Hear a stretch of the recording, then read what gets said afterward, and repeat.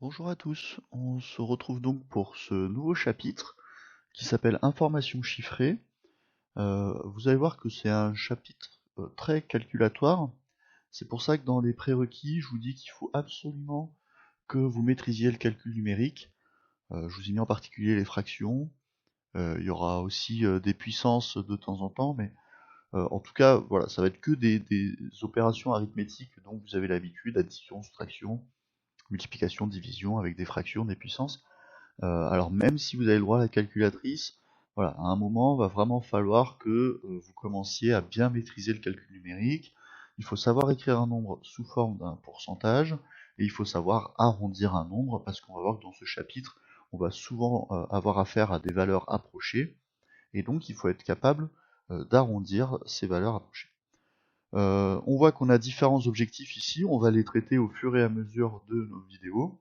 Et le premier objectif qu'on va traiter aujourd'hui, c'est justement connaître et utiliser la relation entre effectif, proportion et pourcentage. Et ensuite traiter des situations simples mettant en jeu des pourcentages de pourcentage. Donc ça, on va faire ça aujourd'hui dans cette vidéo. Et donc c'est parti. La première partie du cours s'appelle proportion, elle est assez courte et vous allez voir que normalement c'est des choses que vous connaissez déjà à peu près. En tout cas, c'est des choses qui sont assez intuitives et c'est pour ça que je commence directement avec un exemple. On vous dit dans une classe de 32 élèves, il y a 20 filles. On vous demande d'exprimer la proportion de filles dans la classe sous forme de fraction irréductible, puis sous forme décimale, puis sous forme d'un pourcentage. Alors, quand vous devez exprimer une proportion, en fait, c'est exactement la même chose que lorsque vous devez exprimer une fréquence. Et le fait de dire la phrase en français, en fait, vous aide un petit peu à trouver l'opération qu'il faut faire. Parce que quand on cherche la proportion de filles, en fait, on se dit combien il y a de filles sur l'ensemble de la classe. Je vais répondre, il y a 20 filles sur un total de 32 élèves.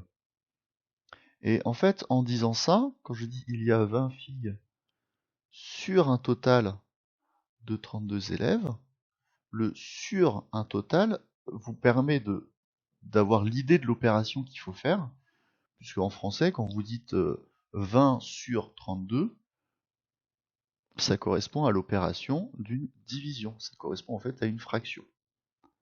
D'accord? Donc j'écris il y a 20 filles sur un total de 32 élèves, donc la proportion est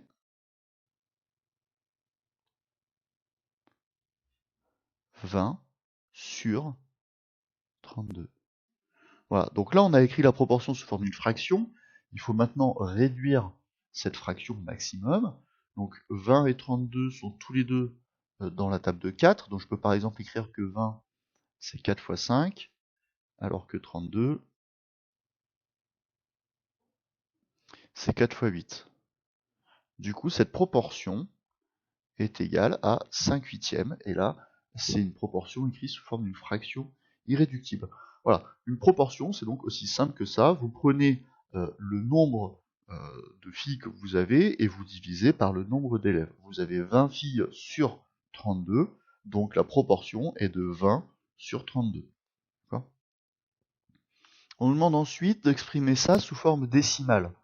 Bon, il suffit simplement de faire le calcul. 5 divisé par 8, c'est pareil que, il suffit de prendre la calculatrice et on trouve que c'est égal à 0,625. Voilà. Donc ici, on a la fraction irréductible. Bon, vous savez ce que c'est depuis longtemps, hein, fraction irréductible.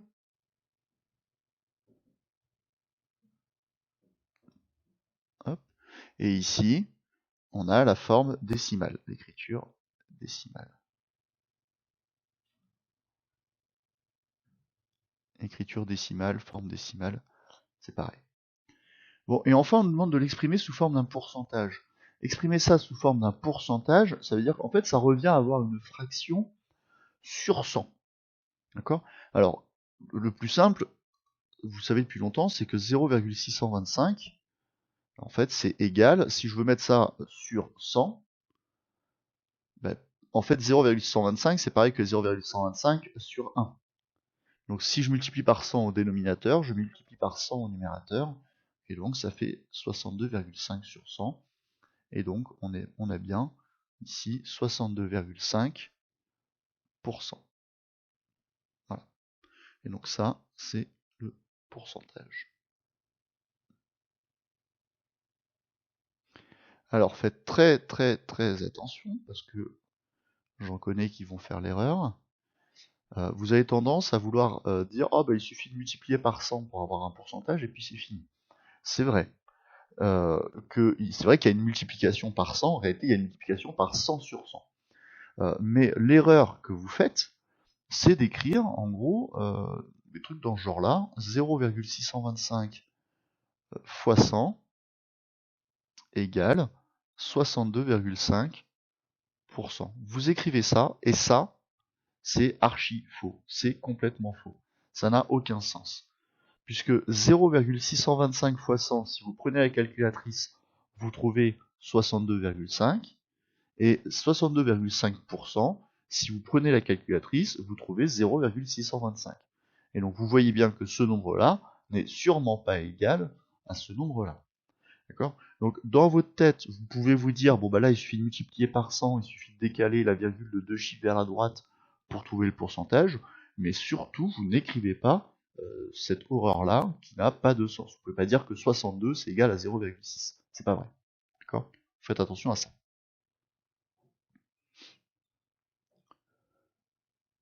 Par rapport au cours, ici, maintenant, on a le cas général. Qu'est-ce que ça signifie ici dans ce cas général? On vous dit on parle d'une proportion lorsqu'on étudie un sous-ensemble A au sein d'un sous-ensemble E le contenant. Donc, dans notre exemple, le sous-ensemble A, c'était le nombre de filles, c'était les filles, et l'ensemble E, c'était les élèves. Et on dit NA, le nombre d'éléments de A, donc ici c'était 20, et NE, le nombre d'éléments de E, ici c'était 32. Donc on vous dit la proportion de A dans E est, donc ici, pour calculer la proportion de filles dans les élèves, on a simplement pris le nombre de filles divisé par le nombre d'élèves. Donc la proportion de A dans E, c'est le nombre d'éléments de A, donc c'est NA,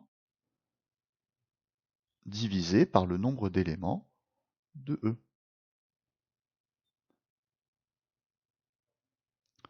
D'accord ? Donc autrement dit, quand vous avez ici un ensemble A, là vous avez un ensemble E,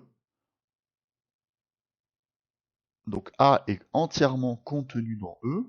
Pour calculer la proportion de A dans E, on fait simplement le nombre d'éléments de A divisé par le nombre d'éléments de E. Je vous dis, c'est assez naturel quand on le dit en français. Vous avez 20 filles sur un total de 32, donc on fait 20 divisé par 32. Dans la phrase suivante, on vous dit maintenant, imaginons que la proportion de A dans E est égale à P1. Donc je sais que la proportion de A dans E est égale à P1. Donc là, on ne connaît pas le nombre d'éléments, on connaît juste la proportion qui est égale à P1. Et on vous dit que la proportion de E au sein d'un ensemble encore plus gros qui s'appelle F, voilà, donc vous prenez un ensemble plus gros qui s'appelle F, et on dit que la proportion de E dans F est égale à P2. Voilà, donc là c'est P1, et ici c'est P2. Et la question qu'on se pose, sans même connaître le nombre d'éléments ni de A, ni de E, ni de F, on se pose la question, quelle est la proportion de A directement dans F? Donc la question qu'on se pose, c'est ici, comment est-ce que je peux calculer la proportion de A directement dans F? En gros, que représente A par rapport à F tout entier? Alors on va faire l'exemple qui est en dessous et puis on complétera le cours. Là vous avez de la place pour écrire la formule en dessous, donc on va le faire après. Donc si je prends, donc ça c'était l'exemple 1, si je prends l'exemple 2, dans une classe, 75% d'entre eux ont eu la moyenne d'un contrôle. Alors le d'entre eux, là, il est faux, c'est juste que j'ai oublié de corriger ça quand j'ai corrigé ma phrase. C'est 75% des élèves. Sur les photocopies que je vous ai données, c'est corrigé. Et puis sur le document que je vous mets dans la description, là, le document à télécharger dans la description, c'est corrigé aussi. Donc dans une classe, 75% des élèves ont eu la moyenne au dernier contrôle. Donc je prends tous les élèves, je vous dis que parmi tous les élèves, il y en a 75% qui ont eu la moyenne au contrôle. Et parmi ceux-là, il y a un ensemble encore plus petit qui correspond à ceux qui ont eu une note supérieure ou égale à 15. Et on vous demande justement quelle est la proportion d'élèves qui ont une note supérieure ou égale à 15 parmi tout ça. D'accord? Et nous, on ne sait pas combien ça vaut. Donc ce qu'on sait, c'est que la proportion des élèves qui ont eu la moyenne est de 75%. Alors ce que je vais écrire, pour garder les mêmes notations ici, je vais dire que A, ça correspond à tous les élèves. Pardon, F, ce sont tous les élèves. Je vais dire que E, c'est ceux qui ont eu la moyenne.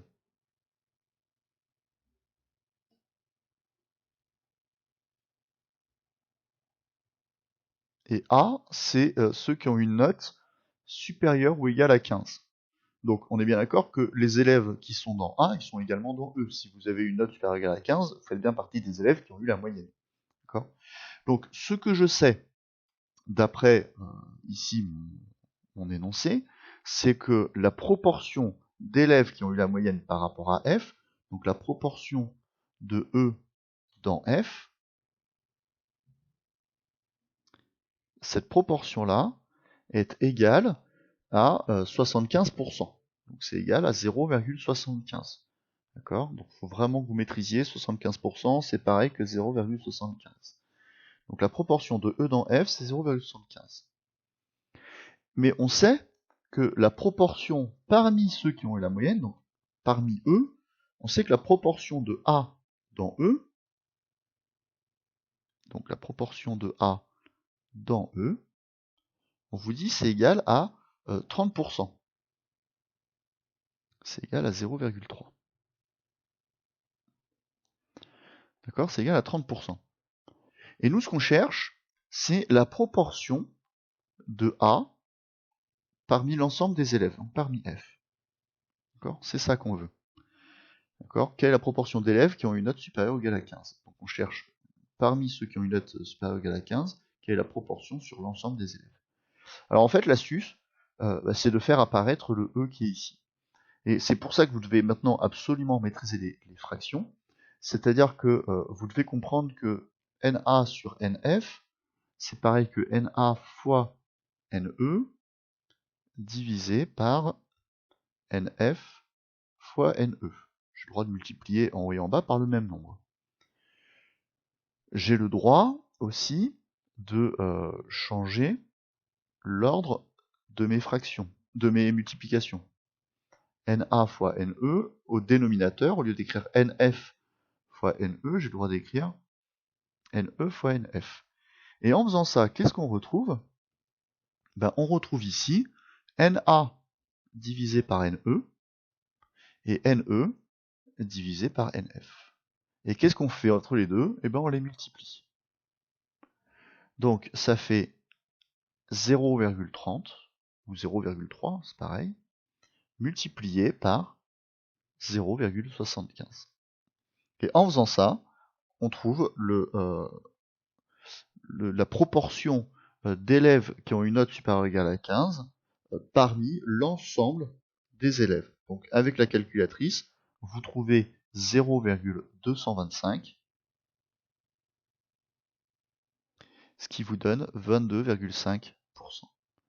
Donc parmi tous les élèves de la classe, 22,5% ont une note supérieure ou égale à 15.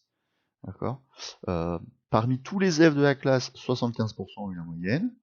Si je prends uniquement les élèves qui ont eu la moyenne, je peux dire qu'il y a 30% des élèves qui ont une note supérieure ou égale à 15. Et maintenant, si je considère tous les élèves, il y a 22,5% qui ont une note supérieure ou égale à 15. Donc ici, vous voyez qu'en fait, il suffit... Donc l'idée, ça va pas être de recopier tout ça à chaque fois, ça va être juste dire, en fait, c'est quoi la formule générale? La formule générale, c'est de se dire, je prends la proportion de A dans E, multiplié par la proportion de E dans F. Donc ici, quand j'ai une proportion P1 suivie d'une proportion P2, si je veux calculer la proportion globale, il suffit simplement de multiplier les deux proportions entre elles. Voilà. Donc là, je vous ai tout expliqué, mais évidemment, le jour où vous avez un exercice de ce type-là, vous ne refaites pas tout ce calcul-là, tout ce détail-là. Vous avez juste à dire, j'ai 30% des élèves parmi les élèves qui ont eu la moyenne, j'en ai 30% qui ont une note supérieure ou égale à 15, et les élèves qui ont eu la moyenne représentent 75% de tous les élèves. Donc je fais 30% multiplié par 75%, c'est ce qu'on a fait ici, et vous trouvez directement le résultat. Et on vous demande maintenant combien cela représente-t-il d'élèves, sachant que il y a 33 élèves dans la classe. Donc je sais que j'ai 33 élèves dans la classe, et je veux calculer 22,5%. Je vais écrire ici, il ne me reste plus beaucoup de place. Alors, ça c'est quelque chose que vous savez faire, en fait c'est du produit en croix. Vous avez 33 élèves qui représentent 100%. Et vous, ce que vous voulez savoir, c'est combien d'élèves représentent 22,5%. Bon, bah, le calcul que vous avez à faire, il suffit d'écrire 33 fois 22,5, alors pourcent si vous voulez, divisé par 100%. Soit vous écrivez le pourcentage aux deux, soit vous ne l'écrivez à aucun des deux. Donc ça, c'est exactement pareil que ça, 33 fois 22,5 divisé par 100. Donc quand vous prenez la calculatrice, que vous tapez 33 fois 22,5 divisé par 100, vous trouvez à peu près 7,425.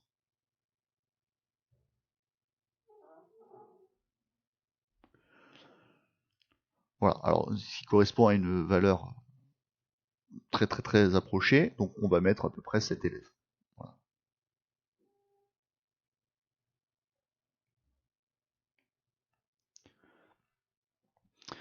Voilà, et c'est tout ce que vous avez à savoir sur les proportions. Voilà, on a fait là l'ensemble des choses que vous avez à savoir sur les proportions.